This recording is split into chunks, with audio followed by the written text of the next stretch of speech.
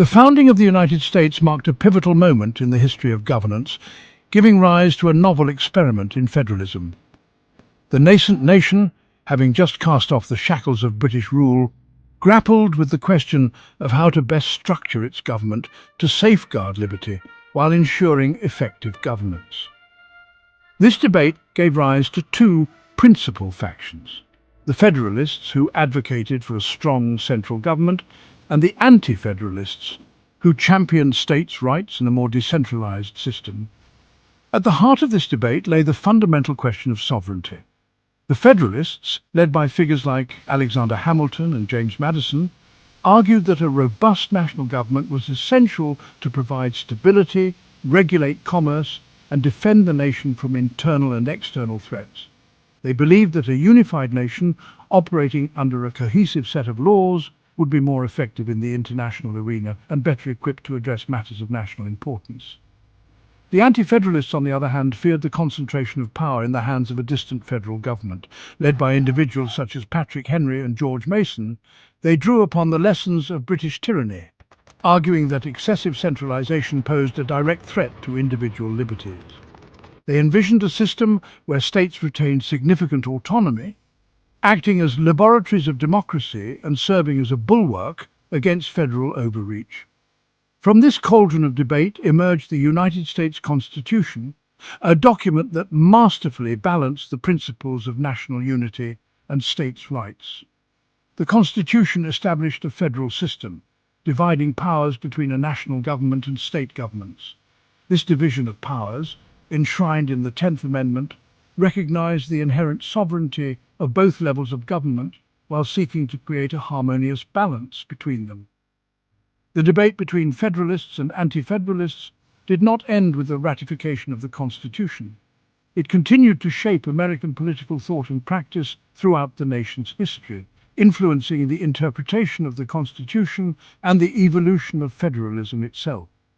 From the early disputes over the National Bank to the Civil War and beyond, the tension between federal power and states' rights has been a defining feature of American governance.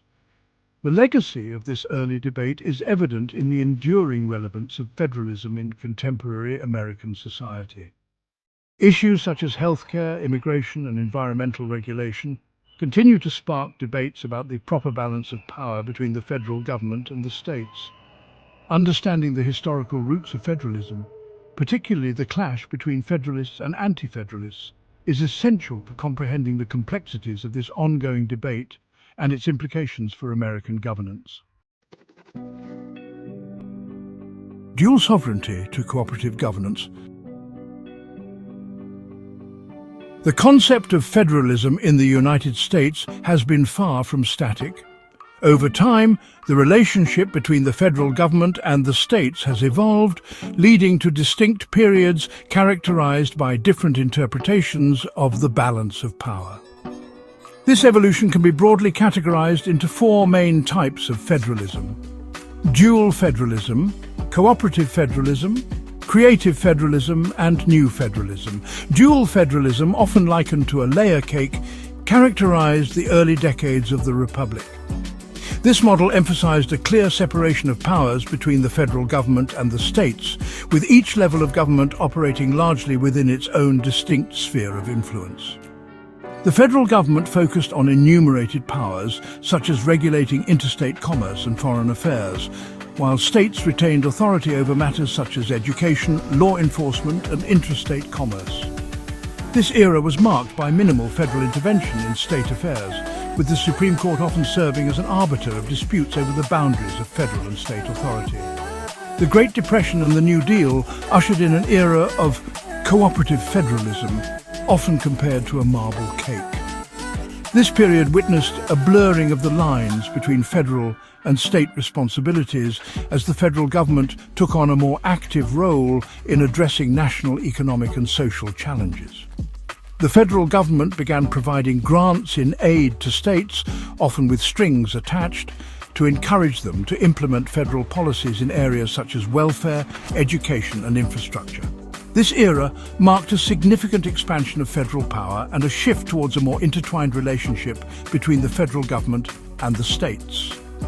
Creative federalism, emerging during the 1960s under President Lyndon B. Johnson's Great Society programs, further expanded the role of the federal government. This approach emphasized using federal grants to directly fund programs and initiatives at the state and local levels, often bypassing state governments altogether. This era saw the creation of numerous federal programs aimed at combating poverty, promoting civil rights, and addressing social ills. While creative federalism sought to empower local communities, it also faced criticism for potentially undermining the role of states and creating a complex web of federal programs. In response to the perceived excesses of federal power during the creative federalism era, a movement for new federalism gained momentum in the 1980s under President Ronald Reagan. New federalism aimed to restore greater autonomy to states by consolidating federal grants into broader block grants, giving states more flexibility in how they spent federal funds.